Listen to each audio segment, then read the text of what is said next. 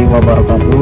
Perkenalkan, kami dari program studi Sarjana Administrasi Kesehatan Sekolah Tinggi Kesehatan Malayasin Medan. Perkenalkan, kami dari kelompok 7. Kami berada di semester 2.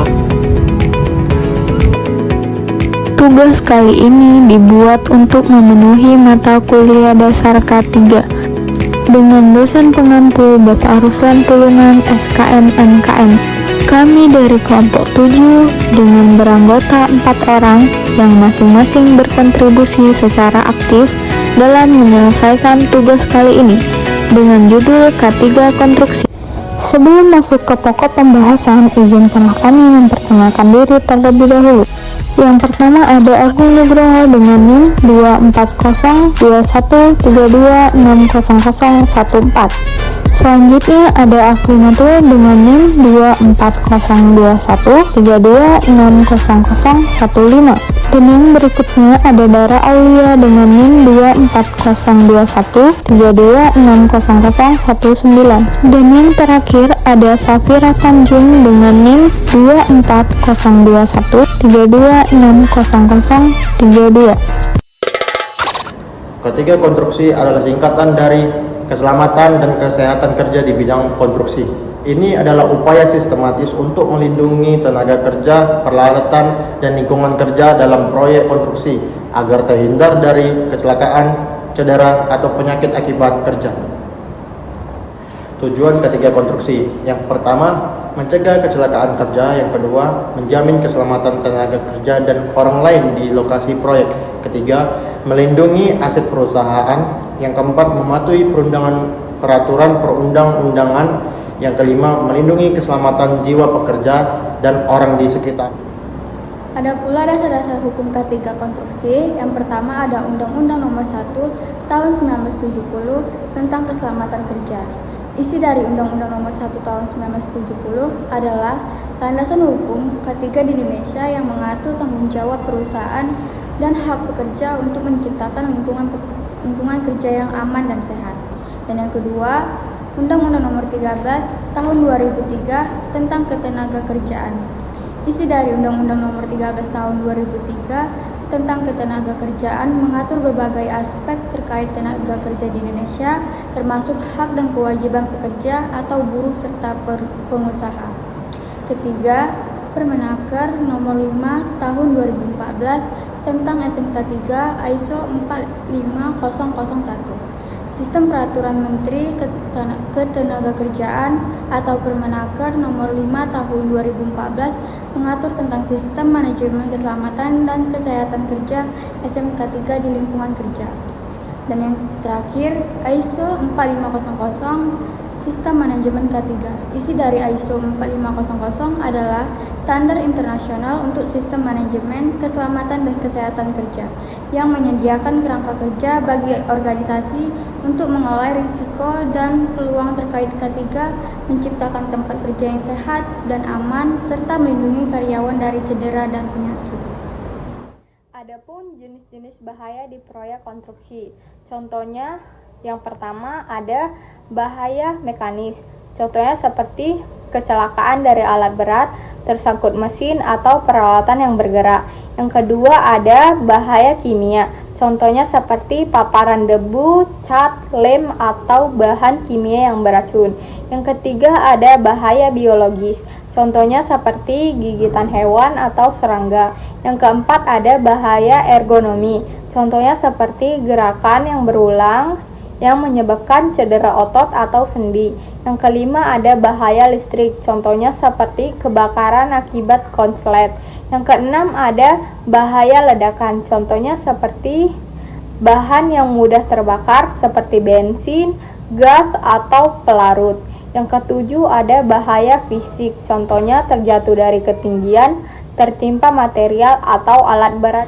Yang selanjutnya HIRAC atau Hazard Identification, Risk Assessment, and Determining Control. Yang pertama, mengidentifikasi bahaya atau Hazard Identification.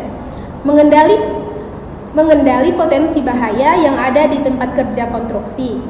Yang kedua, menilai resiko atau Risk Assessment.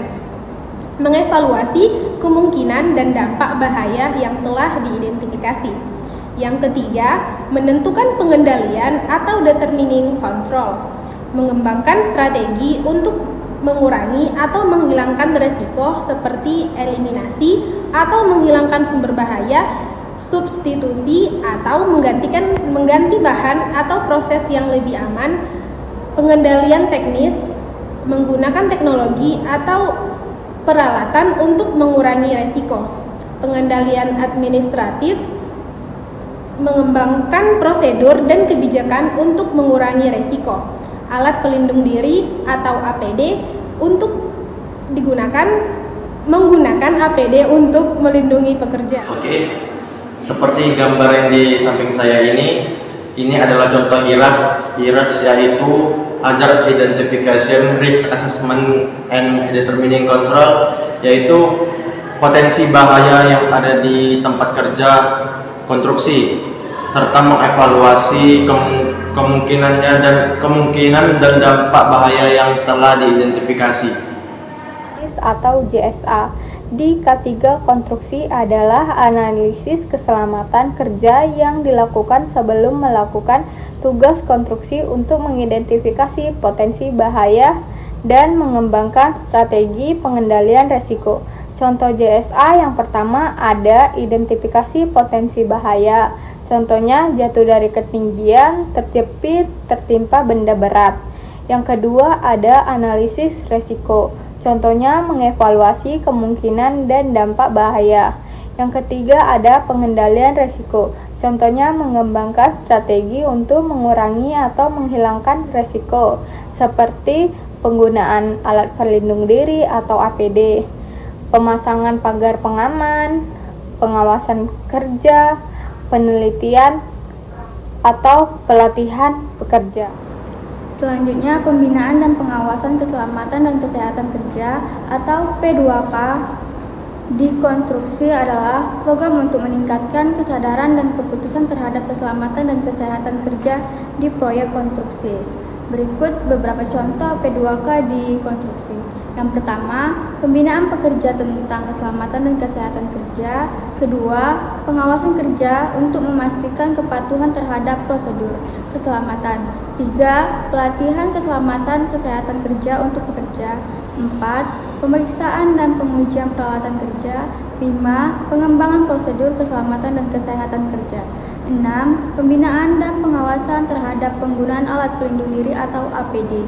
Dan terakhir, 7.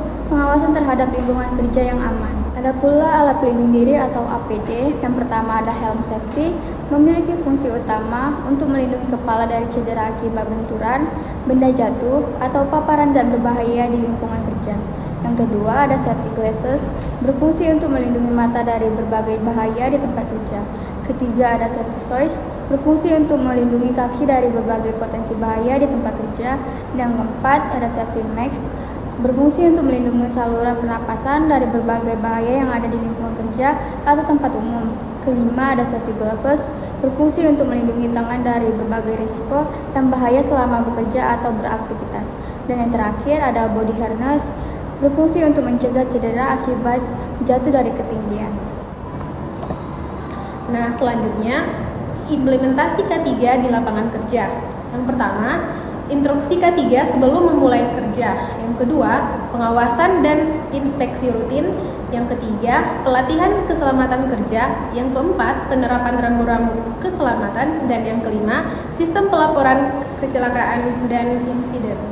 Nah, kesimpulannya, K3 bukan hanya tanggung jawab satu pihak saja, seperti HHSE atau Health, Safety, and Environment, tetapi semua pihak yang terlibat dalam proyek atau organisasi harus bertanggung jawab dan berperan aktif dalam menjaga keselamatan dan kesehatan kerja. Pencegahan kecelakaan dan penyakit akibat kerja lebih baik daripada penanganan setelah kecelakaan atau penyakit yang terjadi. Artinya, lebih baik melakukan upaya pencegahan dan mitigasi resiko daripada menunggu kecelakaan dan penyakit terjadi baru kemudian melakukan penanganan. Budaya K3 harus dibangun secara kolektif oleh semua pihak yang terlibat dalam proyek atau organisasi Artinya, kesadaran dan komitmen terhadap keselamatan dan kesehatan kerja harus menjadi budaya yang dibangun dan